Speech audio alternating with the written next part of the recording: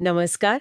आज हम बात कर रहे हैं ज्येष्ठ माह के कृष्ण पक्ष की एकादशी की, अपरा एकादशी। जी। हमारे पास अपरा एकादशी व्रत कथा का महात्म्य से जुड़े कुछ अंश हैं और हम श्री कृष्ण और अर्जुन के बीच जो संवाद हुआ उसके जरिए इसका महत्व समझने की कोशिश करेंगे। बिल्कुल। तो जैसा आपने कहा, अपरा एकादशी, इसे अपरा इसीलिए कहा गया है क्योंकि इसका अर्थ है अपार।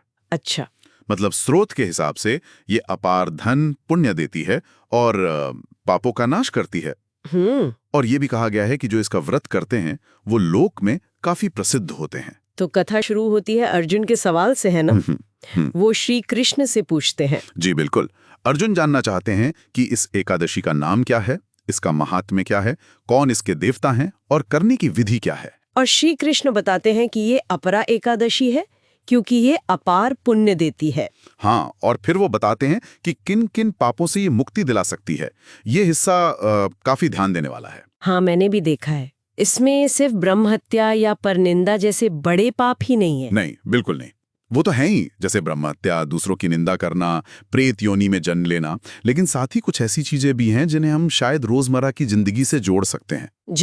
जैसे झूठी गवाही देना या असत्य भाषण, मतलब झूठ बोलना। अच्छा। या फिर झूठा वैद्य बनकर लोगों को ठगना, यहाँ तक कि ज्योतिष के नाम पर किसी को भरमाना या झूठे शास्त्र गढ़ना। अरे वाह, मतलब इसका दायरा तो काफी वसीह बताया गया है। आध्यात्मिक, नैतिक, सामाजिक सब तरह के कर्म आ गए इसमें। हाँ बिल्कुल।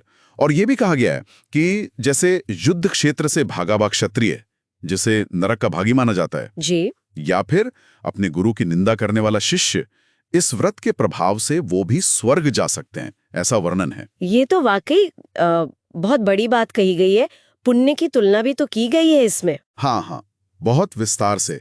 कहते हैं कि जैसे पुष्कर में स्नान करना, वो भी कार्तिक पूर्णिमा को, या गंगा तट पर पितरों को पिंडदान देना, या सिंह राशि में जब बृहस्पति हो तब गोमती में स्नान, कुंभ में केदारनाथ के दर्शन, बद्रीनाथ वास। हाँ, और सूर्य ग्रहण में कुरुक्षेत्र स्नान और दान का भी जिक्र है। जी, तो इन सब महान तीर्थों और कर्मों से जो कुल मिलाकर पुण्य मिलता है, वो अकेले इस एक अपरा एकादशी के व्रत से मिल सकता है। स्रोत तो यही कहता है। ये तुलना दिखाती है कि इस व्रत को कितना महत्व दिया गया है, शायद भौतिक कर्मकांड से भी ऊपर। और दान के बारे में भी यही है, जैसे हाथी घोड़े का दान, सोना देना। हाँ, हाथी घोड़े का दान, यज्ञ में सोना दान करना, या फिर गाय, जमीन, सोने का दान, इन सभी बड़े दानों का जो फल है वो अपरा एकादशी के व्रत के फल के बराबर बताया गया है।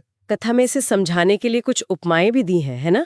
जैसे कुल्हाड़ी और सूर्य। बिल्कुल, पापरूपी वृक्षों को काटने के लिए कुल्हाड़ी की तरह, और पापरूपी अंधकार को मिटाने के लिए सूर्य के समान। ये इसकी शक्ति को दर्शाते हैं। तो फिर इसकी विधि क्या बताई गई है, मतलब पूजा कैसे करनी है? विधि में मुख्य बात है श्रद्धा। श्रद्धापूर्वक भगवान त्रिविक्रम यानी विष्णु का पूजन। अच्छा। और अंतिम फल विष्णु लोक की प्राप्ति। और कथा का सार भी यही निकलता है।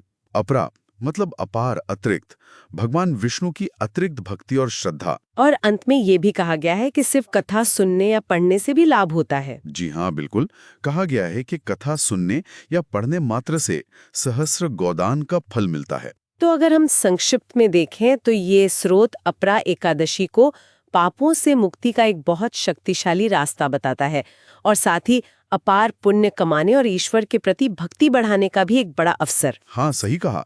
और ये पूरी चर्चा हमें एक सोचने पे मजबूर करती है। किस बारे में? निश्चित का हमारी संस्कृति में क्या महत्व रहा है, इस पर विचार किया जा सकता है।